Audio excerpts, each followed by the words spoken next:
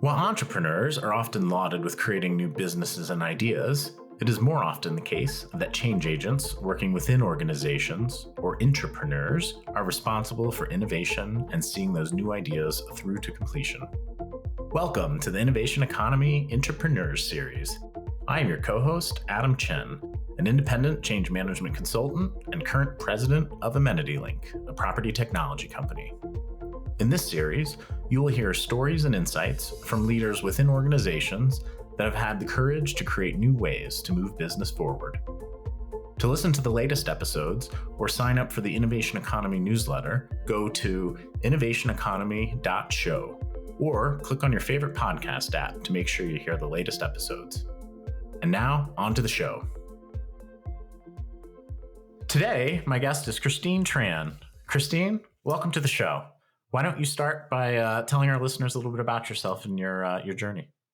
Hey, Adams. Thanks so much for having me on. I'm delighted to be here because I started my career in accounting, and I realized quite quickly that finance was a lot more interesting. Accounting created that foundational space for me to understand how businesses worked and how industries and markets would operate. But when I was adding a finance to it, it created that additional nuance of interesting complexities of making money, generating income. And I got quite excited just exploring that. So after school, I had thought I was going to go into audit. I realized quite quickly it wasn't for me. I rolled into a consulting role, which gave us a bit more of the bankruptcy background and private equity and performance improvement that I was craving for. I found myself actually working with liquidation, acquisitions, and some bankruptcies. And it was a great time. I had found many ways for these companies to improve their revenue. They were able to consolidate into different businesses. And it was fantastic because you could see quite quickly that the difference you would make as a consultant could be quite effective.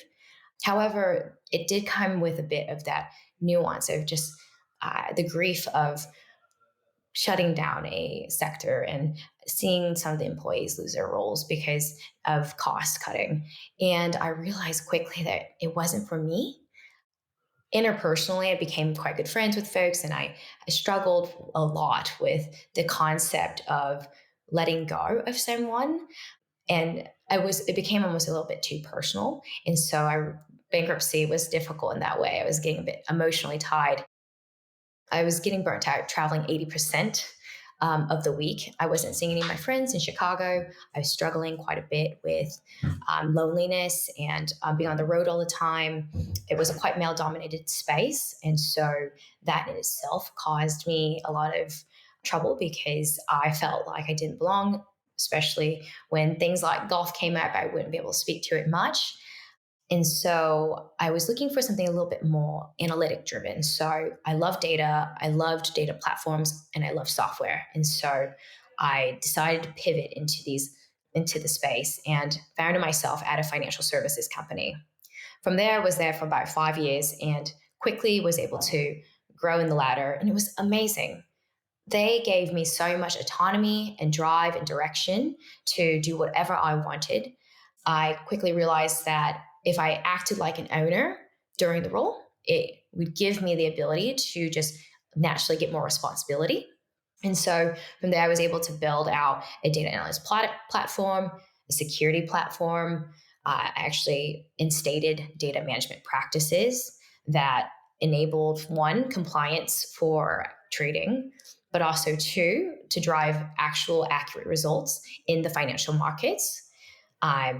I also created a way for analysts to have more accurate models so that they would be able to trade faster, but also more responsibly. And it gave analysts power in the long run, having good data and funneling in and out. As they say, it's like garbage in, garbage out. Then I looked to see if there was a way for me to get just more involved in the IT side. I just love IT so much. And I realized that working with engineers was one of my favorite things. And so being particularly obsessed with interpersonal relationships, I decided to become a product manager. being a product manager was great. Unfortunately, due to personal circumstances, I needed to find a company that was more flexible to the lifestyle that I was looking for so that I could help care for my mom and my dad. And I started to look for a different role, and I ended up as a product manager and a senior product manager at Capital One. And from there, they were looking to modernize their platform. And again, I got to start from 0 to 1, creating something completely from scratch, but creating ways of innovation and change and driving direction within Capital. And that gave me quite a bit of experience in launching and convincing and influencing. And then now I find myself at an options trading company trying to also build a different platform. However, this time around, it's for machine learning and for trading analytics. And so for high frequency trades within the market. And so it's a completely new direction. Hmm. That's quite a journey you have there, Christine. There's a lot of good information there, and some of the things that I heard that really resonated with me and hopefully our listeners. But you mentioned, this job that allowed you to act like you're an owner. I see some intrinsic drive in your response too about like you sought out, IT, right? And I think that's like a theme I'm hearing in your journey. So let me ask you a question. Was that intentional? Were you trying to take this entrepreneurial spirit, or obviously we're here to talk about intrapreneurs? Was that like a concept you're actively pursuing, or did this just kind of happen in reflection? Yeah, it was a blend, of course. I loved working with the more technical aspects of the role. And as a result, it lent itself quite naturally to work with IT and software. But then as I was working in the space, I realized too that it was quite rare that someone who really loved to converse and create these, like cultivate these relationships, was blended with a group of folks that preferred to mostly code or to mostly be a little bit more private within themselves. And because I started noticing that, I became a bit of a glue between these different groups in the organization. It lent itself to actually creating opportunities for me to introduce new projects, new ideas. Hmm. And because it was new projects and new ideas, I felt like I was an owner in the space by me pushing and championing the gaps I was seeing. And so I love to fill the gaps. And so it became quite natural that I would just always go for something that would either significantly improve the organization or fill a gap. Yeah. Interesting. So with all that learning, how would you define entrepreneurship today? And I guess what attributes are most important in an entrepreneur? I love that term, Adam. I have no idea where you found it, but it's great. I have not heard it before coming onto this podcast, but an entrepreneur and an entrepreneur are pretty similar minded people if you were to look at the lens that they are perceiving the problem, right? Entrepreneurs take on these risks that are quite unknown. Entrepreneurs also take on risks, but it's within a sandbox. And so the trend that I see these days is that companies are truly looking to improve, to go into a space where they are creating innovation within themselves because they know that as a large company, it will go to die if it doesn't progress. And so with these companies, employees also take cues from the companies and the culture that it's setting. Hmm. And so an entrepreneur has a sweet sandbox in which the company has already created the frame in which they're working in. And within there, many entrepreneurs can take those risks and repeatedly, if they are creating results, driving revenue, creating profits, then they'll continue to be rewarded to do more. Yeah. I love that. I can definitely tell you work with developers just because you're calling it a sandbox, but I love that concept. So, I mean, you clearly have affected some very positive change in the companies that you worked for. Some might think that finance is generally a boring industry or that entrepreneurship can't thrive. I mean, can you opine on your own experiences there? And I mean, is finance ripe with that type of culture that you just mentioned, or is your experience kind of, more rare? Yeah. I think it's so funny when people categorize an industry as boring, because that's pretty much a self-fulfilling prophecy, right? You'll naturally get into these states where if something is boring, then you'll see it as boring. But I will say this, before invention of any technology, boring was the way that creative ideas would come to be because there would be nothing to do. And as a result, you start to tinker in your mind. And I think if someone does say an industry is boring, that means it's ripe with the opportunity to innovate, to create change.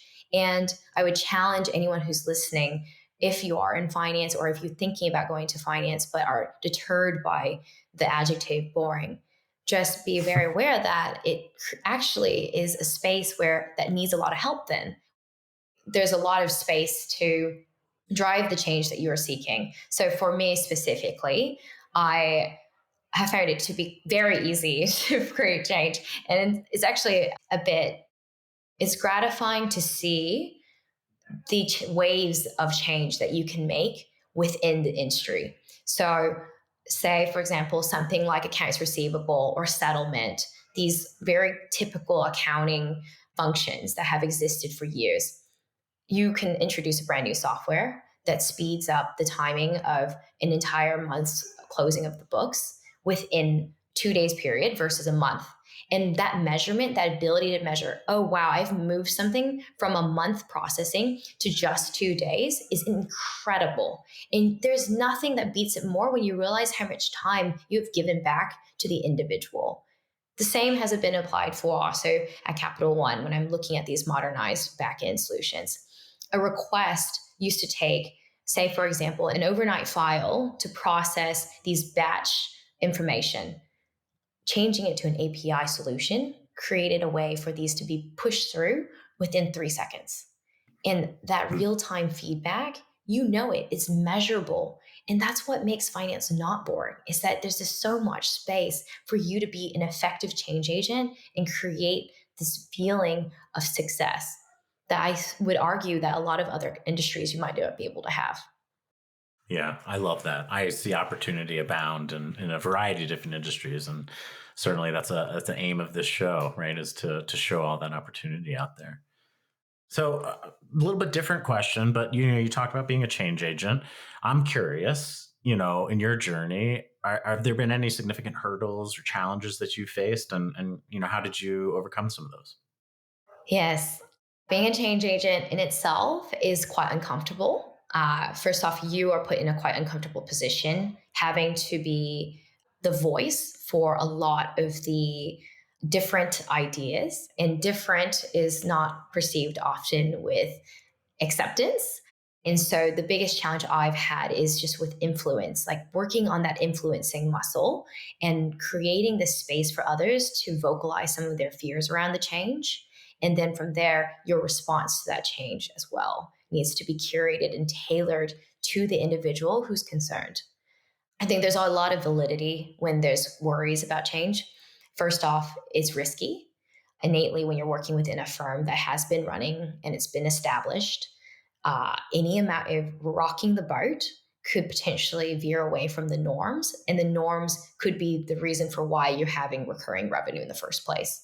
But the problem is that then you get to a point of comfort. Comfort becomes the norm, and then there's the stagnation, and the lack of stagnation. The stagnation creates the lack of progress, and that in itself is a bit troublesome. And going back to your question on being a change agent and where the hurdles were, it's also how much work you need to do on yourself to be able to say, okay, I am understanding that this person is concerned because they like stepping to their shoes and being aware of where they're going and why they're feeling this fear. Where is their perception?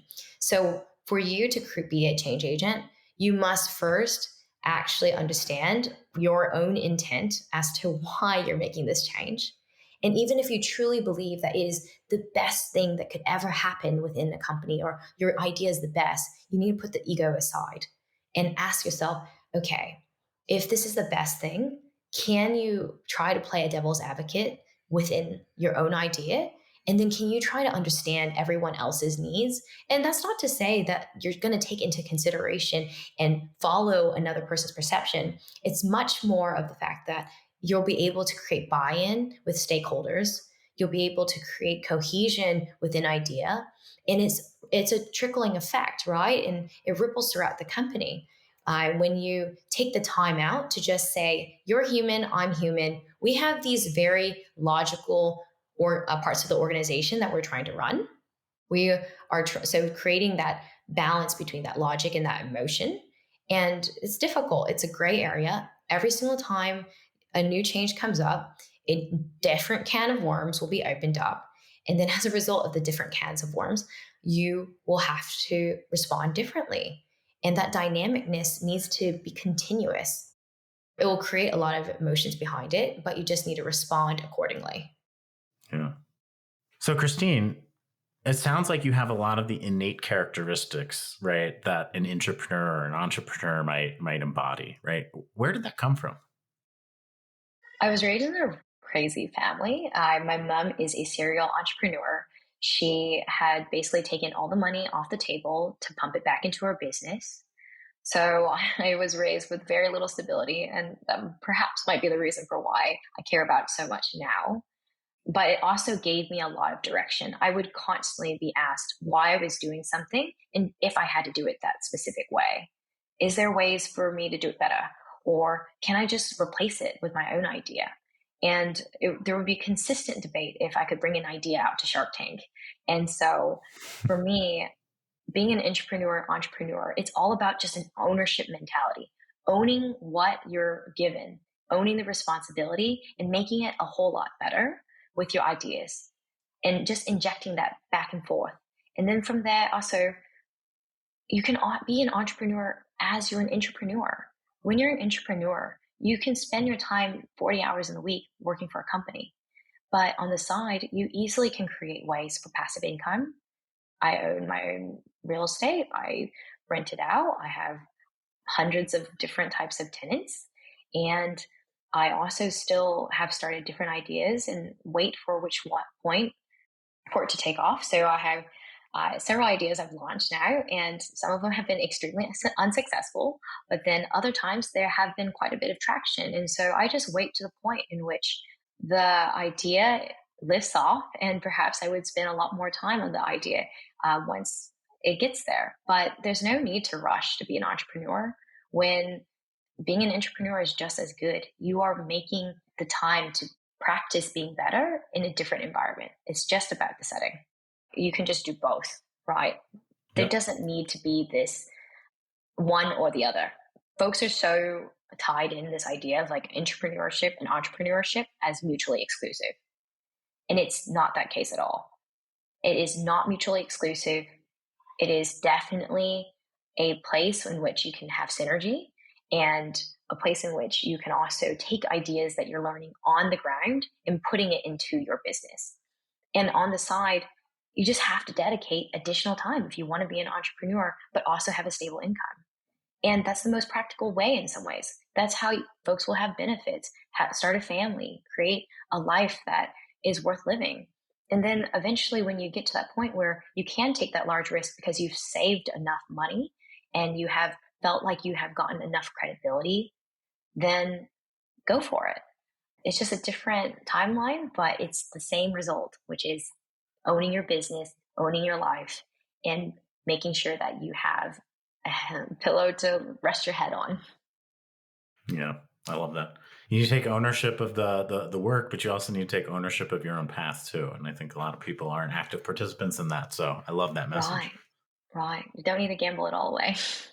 Yeah. I want to make sure you know about the other podcast from the Agile brand, the award-winning show about marketing strategy, technology, and the customer experience, and building the brand of the future. It's called The Agile Brand with Greg Kihlstrom, and in it we talk with leaders at some of the world's top brands, the MarTech platforms that are leading the way, and other thought leaders in marketing, CX, and digital transformation. Now in its fifth year with over 400 episodes and 1 million downloads, make sure you check it out with new episodes Mondays, Wednesdays, and Fridays. To listen to the Agile Brand with Greg Kihlstrom podcast, you can find it wherever you listen to podcasts, or you can go to theagilebrand.show. That's theagilebrand.show. Now let's get back to the show. So I've heard a lot of things you talked about, right, that kind of relate to environmental factors, in an organization. And I think obviously in this conversation and previous ones I've had, no entrepreneur can do it alone. What are some of the cultural factors or, company attributes, if you will, that people should be on the lookout for that allow entrepreneurship to thrive? Adam, that's such a great question. Lots of folks spend a lot of time looking at salary and benefit and compensation, which are all important.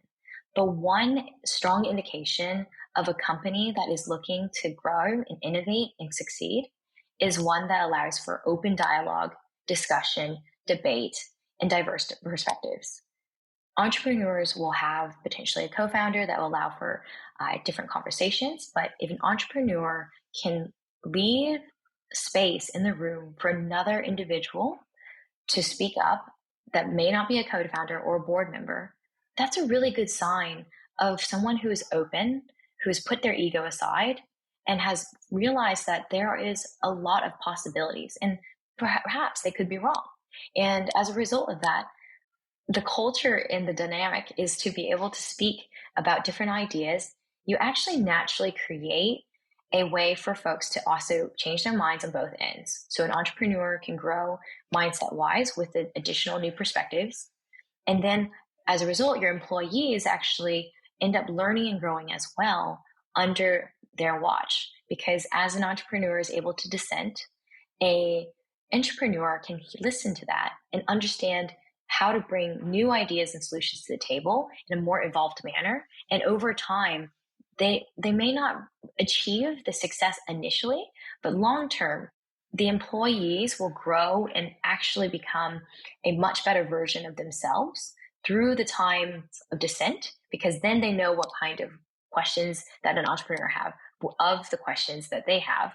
And over time, there's that creation of synergy and almost like a voice in your head of your founder whenever you have a new idea. Yeah. Yeah, you started off, I think, on this episode talking a little bit about, building relationships and, it's kind of surfacing again. I'm wondering if you could, expand a little bit on maybe some tactics or things that you do to try to, I know it's all unique, right? But how do you kind of bridge that divide? I mean, change can't happen in isolation. You need people, right, around you. Right. So how do you recruit them? How do you get that buy-in? Buy-in is one of the hardest things. You can't be taught. I think people say that all the time. Some of my personal ways of doing so is just getting to know the person as a person, right? We all wear pants. We all start from somewhere that looks biologically the same in a lot of ways. And as a result, we are human. And first connecting on that foundational understanding that we're both human and everyone craves stability, especially if they're in these companies. It gives that empathy from you to the other person.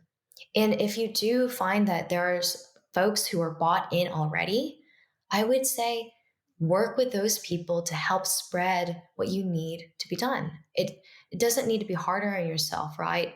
To create this, when there's friction, it's oftentimes because of misunderstanding.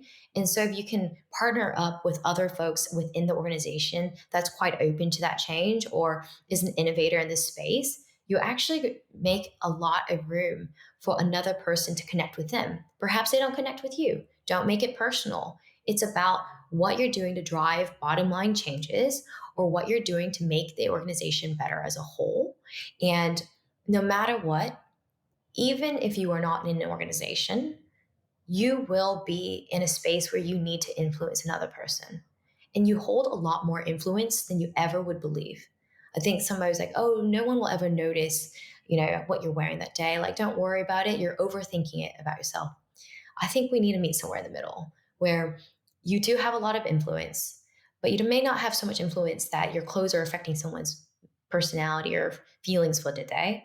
But somewhere in the middle, you actually are creating some sort of emotion within a person.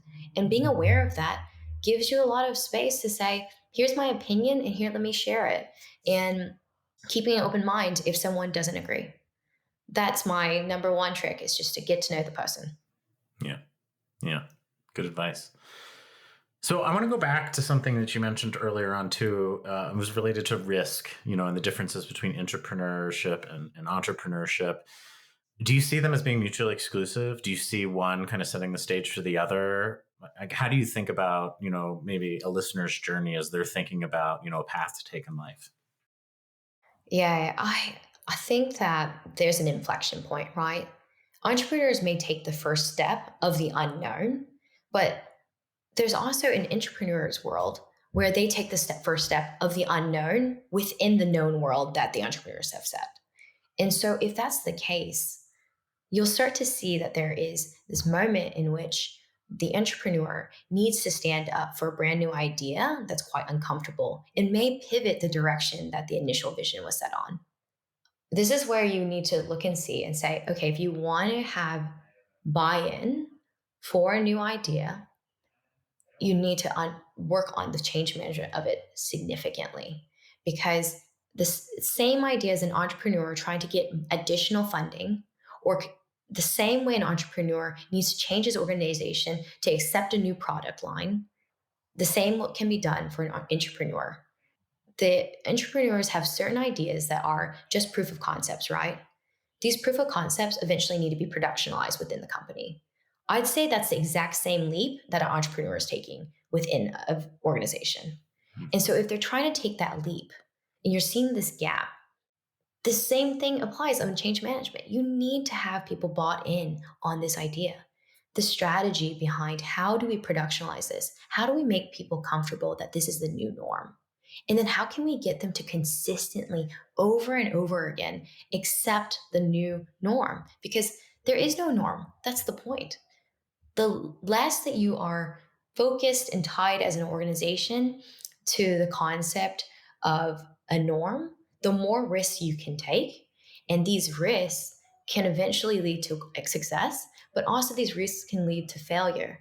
And if you have failure, I think that's completely okay. So normalizing risk taking and failing fast gives you that ability to bridge the gap as an entrepreneur and as an entrepreneur. And maybe entrepreneurs may have a bit more of that crazy spin and they might have more credibility because they're the founder of the company. But an entrepreneur, if you have enough influence in the company, you can do the exact same thing. An entrepreneur will need to go above and beyond to create that influence because they don't immediately get the credibility of being the founder of the company. And that's hard work earned, but it's worthwhile in the long run because you will eventually drive this for yourself in any capacity that you'll be in the future. I like that. So I want to dig into some of the, environmental factors you talked about. You're speaking a little bit about how the entrepreneur needs other innovators to kind of continue, building the company in a lot of ways. So what can an entrepreneur do to foster that environment? Are there specific things that you look for? Yes. Entrepreneurs can do this by first being supportive of a voice that is dissenting. And even you don't want a yes man on your team. Entrepreneurs, they can have a yes man occasionally, but a lot of times they need a team of devil's advocates. Not so much so that they don't get things done, of course, but enough to say, my ego aside. I am an entrepreneur. I put my ego aside, and I'm going to allow for voices that are not mine or my founders, other co founders, to accept them. And so, say, for example, if you create that space for these innovators that are not your co founders or perhaps your board, being open to that is crazy good. You then start to have a space in which you respect new opinions and diverse perspectives. And then those diverse perspectives will be more willing to share out. And within these robust debates, you actually create better ideas. And ironically enough, when you allow for these folks who have dissenting opinions to be bought in and create a space for debate, they become a little closer to you. So you're actually training them as an entrepreneur to become you at work. They'll start to think like you, and they'll start to actually have a voice in their head that has a bit of a mirror of you in the background. And so as a result, it's a self-fulfilling prophecy in a good way. It creates a space where you go, hey, I'm almost like a little bit of an AI bot in your head. And so if I respond a certain way and allowing for disagreeing opinions, you will innovate. You will naturally innovate when you allow folks to disagree with you and you to disagree openly with them. Of course, you have to do it respectfully and politely or whatever it may be, but cultivating that space where you can have full discussions and engagements. Another advice I do is actually working in whatever repo you're in or in GitLab or GitHub and having record of these conversations. So you'll have a GitLab issue, and then from there start the discussion off. Having the actual copy and record of your arguments and discussions for the reasoning as to why we make a decision helps folks have a feeling of understanding why they're proceeding. It's a problem when there's no record of a decision made. Then it feels like lots of employees will feel like they are powerless, that this is just being pushed down. But if you have it in a forum in which everyone can discuss and engage, then you create a way for folks to come back to that conversation and see exactly how the decision was made. So then there's no argument, there is no question as to the why, because everyone can, on their own, self-service themselves to whatever question they have. Why was this decision made? This decision made was because I came up with X idea, and this is all the reasons for why, and this is where we debated, and this is where we have consensus. I actually would highly recommend an entrepreneur look into ADRs. That's what we do. It's an architecture decision record, and it allows for you to go back and just log exactly why a decision was made. I really like that. I know from my own experience, one of my hugest, points of frustration, I think, is when I don't agree with the decision, but I don't understand why it was made in the first place. And I think we make these mental shortcuts to just, assume people were ignorant, when in fact, like, if you just do what you say, share the reasoning. You might disagree with the logic, but at least know that some thought went into it, right? I think that gives me a lot of confidence, I know. So I'm sure that helps others as well. Absolutely. Wonderful. So, I want to just end on one final question, and this has been a great conversation, but if there's a college graduate out there and they're, trying to figure out what path they want to take in life, is there any one piece of advice that you might give them that would give them confidence to put their neck out there, take a chance, maybe try to affect some positive change? Yeah. There's a lot of pressure these days to become something, to be something, and to be something quickly. And a lot of grads may feel this pressure to also be wealthy quickly or look a certain way, have the certain item, whatever it may be. These things will come to you no matter what. It's just doing the time. I think we've lost the plot on doing our time, especially when it comes to true hard work. It needs to happen. Hard work is foundational to any result, outcome that's meaningful and long lasting in impact. So if you decide that as a college grad looking into being an entrepreneur, but you don't feel completely comfortable with the idea, if you're not completely comfortable with it, that's completely okay. Just start by taking small risks within the company that you pick. And then from there, maybe you start from big company, go to a smaller company, and then increase the scope of ownership of what you are working on. And then from there, you actually create this space to be more elastic in your mind, to make bigger leaps. And eventually, when you're ready, you can take a big leap to start your own thing. And from there, you already have all the credibility, all the experience that you've been looking for, and it'll be easy. It'll become easier and easier with time. There's no need to put this pressure on yourself at 20 something years old to become something that takes a long time. Faster results, gratification, those are things for the short-term mind. Look for the long term, stick to the marathon, and it will work out. What great advice. Well, Christine, I want to thank you so much for coming on the show today. It's been a wonderful conversation. If people want to get in touch with you or look into some of the stuff that you're actively working on, where can they find you?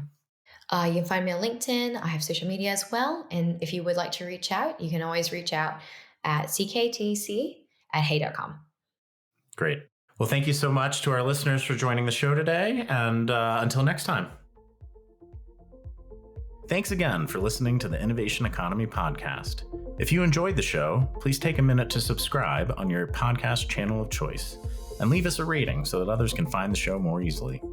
You can access more episodes at www.innovationeconomy.show or on your podcast platform of choice. The Innovation Economy podcast was created by the Agile Brand. Be sure to check out the Agile Brand Guide series of books, the Agile Brand podcast, and other resources for marketing, CX, and other enterprise leaders to manage change and transformation in their organizations. The Innovation Economy is proudly produced by Missing Link, a Latina-owned, strategy-driven, creatively fueled production co-op. From ideation to creation, they craft human connections through intelligent, engaging, and informative content. Until next time, let's keep innovating.